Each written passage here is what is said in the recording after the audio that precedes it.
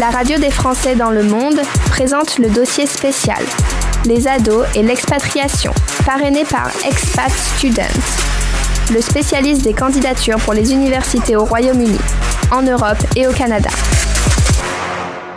Partons dans la toute nouvelle cidrerie de Pamela Darondo, diététicienne et nutritionniste faisant partie du réseau Expat Pro, partenaire de ce dossier spécial, les ados et l'expatriation. Pamela, bonjour. Bonjour Gauthier, merci pour ton accueil. Très content de te retrouver, ça fait quelques mois qu'on ne s'est pas parlé. On va rappeler un peu ton parcours. Enfance aux USA, tu as grandi à New York et ensuite en famille, tu as connu l'Égypte, l'Inde, le Brésil. En 2022, vous rentrez en France et alors là, vous vous êtes bien installé dans le terroir français puisque vous avez repris une cidrerie.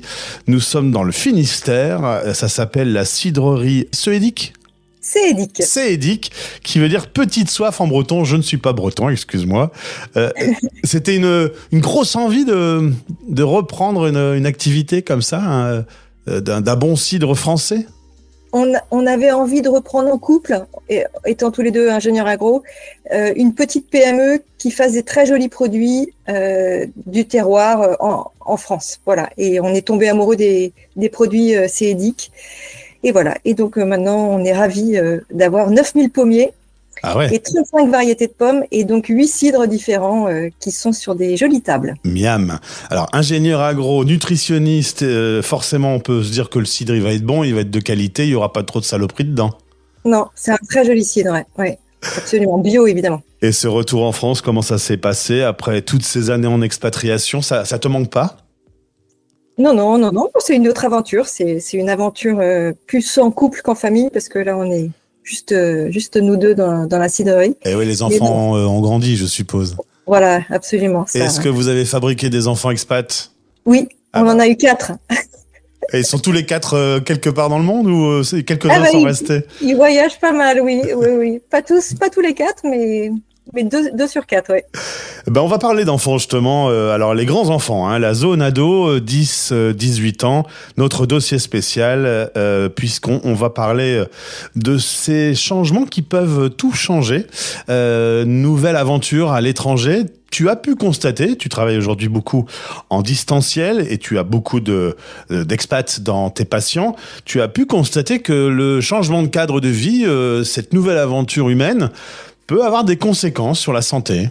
Oui, sur la santé, sur le poids, sur les habitudes alimentaires, parce qu'on perd un peu ses repères lorsqu'on change d'environnement et de pays, et de rayons, d'achalandage, d'offres. Et c'est vrai que lorsqu'on change de pays, il est important de faire le tour de ce qui s'offre à nous pour essayer de garder les habitudes et les bonnes habitudes alimentaires pour maintenir sa santé et maintenir son poids. Et les ados n'échappent pas à la règle. Donc c'est un moment de vigilance pour les parents d'adolescents lorsque vous changez de pays, de faire en sorte que votre adolescent continue à respecter certains guidelines. Alors on va en parler de ces règles à respecter, parce que si on est ado et qu'on change d'un coup radicalement de régime alimentaire, il peut y avoir des conséquences sur l'organisme. Oui. Ce qui est intéressant, c'est de conserver, qu'on soit d'ailleurs parent ou adolescent, une alimentation qui soit la plus naturelle et la moins transformée possible. En gros, c'est pas compliqué en fait. Il faut juste quelquefois prendre un tout petit peu de recul sur ce qu'on met dans son caddie, sur ce qu'on mange tous les jours et de se dire, est-ce que je serais capable, moi, de faire dans ma cuisine ce que je suis en train de manger? Si la réponse est pas franchement, c'est bien de se poser certaines questions. Ça ne veut pas dire qu'il faut totalement bannir ces types d'aliments de votre alimentation, mais c'est bien de les limiter. Aujourd'hui, dans beaucoup de pays dans lesquels beaucoup de Français sont expatriés, il y a une surreprésentation des aliments ultra transformés. C'est le vrai sur le continent américain, pas que en Amérique du Nord, beaucoup aussi en Amérique du Sud. C'est vrai dans beaucoup de pays d'Afrique, c'est vrai dans beaucoup de pays d'Asie, où finalement, les industries alimentaires sont arrivées avec une offre de produits ultra transformés et la population locale s'y est rangée pour des questions de prix, parce que c'est souvent des produits qui sont très peu cher et de praticité. Et le risque de ces aliments-là, c'est que ce sont des aliments qui sont, d'abord, il y a plus de matrice, donc il n'y a plus de mâche. C'est des produits qui sont quasiment prédigérés. C'est d'ailleurs des produits que l'on a qui fondent souvent dans la bouche. Tu dis quand ça fond dans la bouche, c'est pas bon signe. Vaut mieux qu'on mâche, qu'il y ait un peu de fibres. C'est la preuve qu'il reste un petit peu du côté naturel de l'aliment premier. Ouais. Absolument, t'as tout compris. Et puis, c'est souvent des aliments qui sont extrêmement sucrés, parce qu'il faut quand même mettre des choses dans ces aliments qui fondent tout seuls dans la bouche, comme on vient de le dire. Et c'est souvent des sucres, c'est des aliments qui ont ce qu'on appelle un indice glycémique très élevé. L'indice glycémique, c'est une notion très simple. En gros, c'est la capacité d'un aliment à faire augmenter ton sucre dans ton sang. Et en fait, nous, on a comme objectif, nous les diététiciens nutritionnistes, de proposer à nos patients des habitudes alimentaires qui permettent d'avoir un indice glycémique le plus bas possible, ou du moins le plus modéré possible, pour que nos organes, que ce soit notre cavité buccale, notre estomac, l'intestin, travaillent. Parce que finalement, nous, notre objectif en tant que diète, c'est de faire travailler nos patients en cuisine, mais aussi nos patients, à l'intérieur de nos patients, les organes de chacun de nos patients, pour que la digestion soit la plus lente possible. Et ça, c'est un vecteur de bonne santé. Donc, pour en revenir au sujet sur les ados, l'idée, c'est que nos ados, ils mangent des produits qui soient les plus cuisinés possible en fait. En partir d'un aliment plutôt naturel, le cuisiner et éviter tout ce qui est ultra transformé. D'ailleurs, j'ai découvert grâce à la radio des Français dans le monde, en discutant par exemple avec un docteur en pharmacie aux États-Unis, qu'il y a plein de produits qu'on achète en France, le ketchup Heinz par exemple. Quand on le mange aux États-Unis et quand on le mange en Europe, il n'y a pas la même chose dedans parce qu'il y a plein de produits qui sont interdits en Europe parce qu'ils sont reconnus comme étant mauvais pour la santé et on le sait pas toujours. On mange la même sauce, on croit qu'on mange la même sauce et finalement c'est pas la même parce qu'en Europe on est quand même assez vigilant sur ce qu'on met dans la bouche. Oui, absolument. Et je repense à un autre élément pour les ados, c'est les fast-food, parce qu'en fait souvent les fast-food c'est des produits qui sont assez transformés, mais il existe dans beaucoup de pays des fast-food avec des aliments, ou des préparations qui ressembleraient quand même pas mal à ce que vous pouvez trouver. Par exemple, un kebab, c'est pas forcément si mauvais que ça si on n'en mange pas souvent. Parce qu'un kebab, c'est quoi? C'est du pain avec de la viande, avec des légumes, souvent des crudités, un peu de sauce. Donc, ce qui est intéressant de faire, c'est de peut-être s'asseoir avec son ado en arrivant dans le pays ou peut-être quelques semaines après l'arrivée dans le pays et de voir en fait quelle est l'offre et de lui dire tiens, si tu veux sortir avec tes amis, peut-être que c'est plus judicieux d'aller à tel endroit que d'aller dans le McDo, par exemple. Là, pour le coup, le McDo, c'est pas mal. en bouffe ultra transformée, pas très bonne pour la santé, c'est pas mal. On parlait en Asie, par exemple, de ces gens qui cuisinent dans la rue sur des plaques chauffantes. C'est comme des vrais légumes, c'est du vrai poisson ou de la vraie viande. Donc, c'est un peu comme si c'était fait à la maison. C'est pas pareil que rentrer dans, justement, un magasin de malbouffe où on sait que tout ce qui sort de là a été des produits ultra industriels. Voilà, parce que absolument, l'idée c'est de pas interdire en fait à l'ado d'avoir ses bons moments avec ses amis, mais c'est d'essayer de le sensibiliser au choix qu'il fera et que ses amis aussi feront et en fait ils seront peut-être bien contents de les faire. Et il y a un autre élément aussi, c'est que dans l'alimentation en fait il y a tout ce qui est solide et puis il y a aussi la partie liquide. Donc l'eau, c'est vraiment le liquide génial pour s'hydrater. Et donc lorsqu'on change de pays, c'est important de veiller à ça, à ce que en fait l'eau constitue quand même toujours la base de la partie hydrique de l'alimentation de l'adolescent, et d'essayer de minimiser, mais au du super mini, les sodas. Ah ouais, ça c'est la catastrophe, le soda. Ouais. Le soda, on peut pas faire pire. Ouais, c'est vraiment tellement dommage que les industriels aient créé ça. Tu m'as dit en préparant l'interview, c'est du poison quand même, tu m'as dit. Oui, c'est un peu du poison parce que ça n'est que du sucre et en fait pour tout un tas de raisons physiologiques, mais c'est pas forcément le sujet d'aujourd'hui. C'est absorbé super vite, ça fait surtravailler votre pancréas, Ouais. ça dégage trop d'insuline. C'est vraiment pas bon. Alors, en Belgique, l'eau en bouteille coûte plus cher que la bière. Je suis frontalier. Est-ce que tu peux constater que dans d'autres pays, l'eau est très chère, parfois trop chère, et parfois même plus chère que du soda? Oui, ça arrive dans plein de pays. Au Mexique, dans certains coins du Brésil, certainement dans certains pays d'Afrique.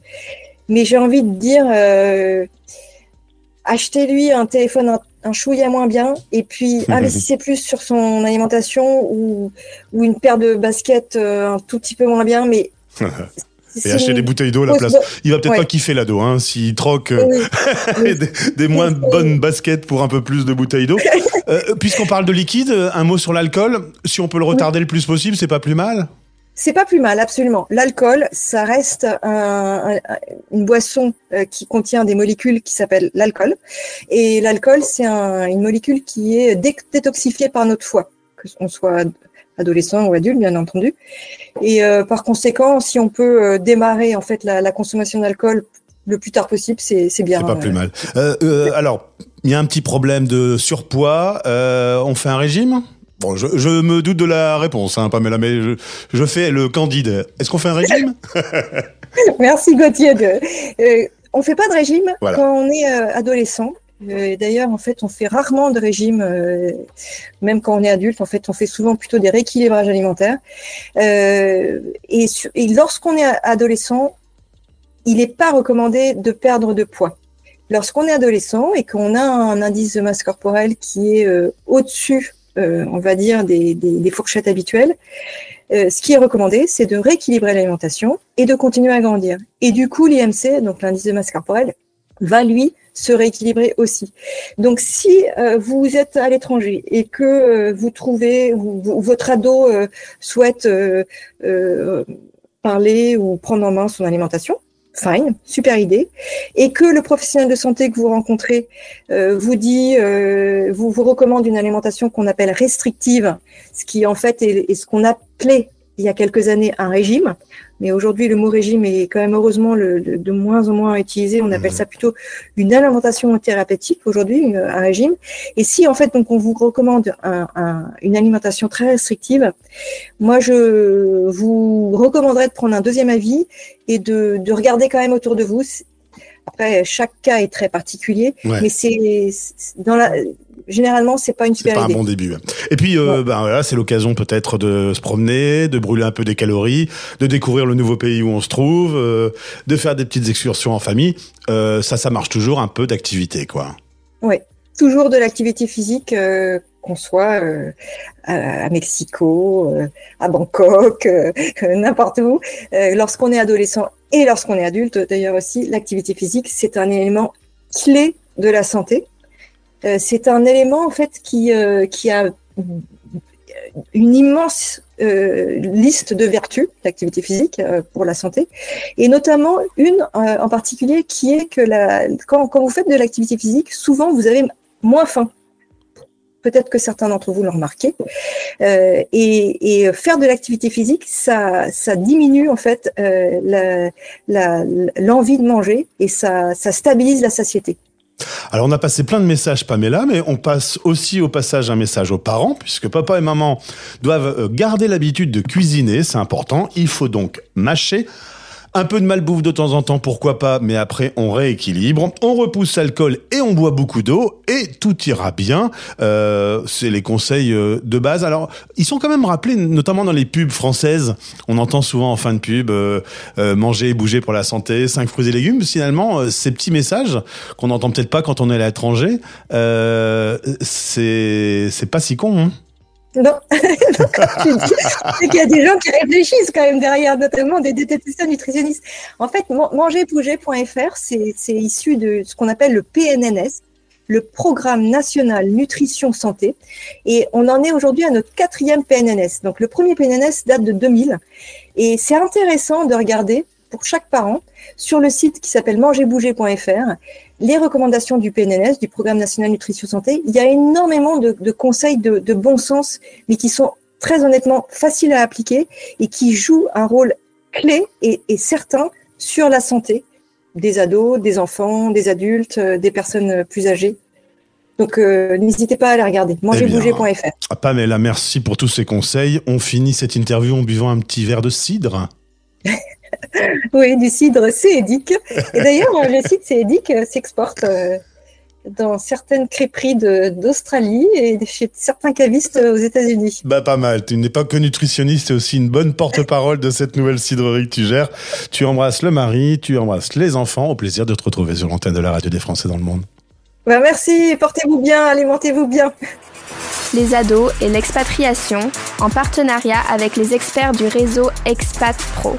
Dossier parrainé par Expat Student, le spécialiste des candidatures pour les universités au Royaume-Uni, en Europe et au Canada. expatstudent.fr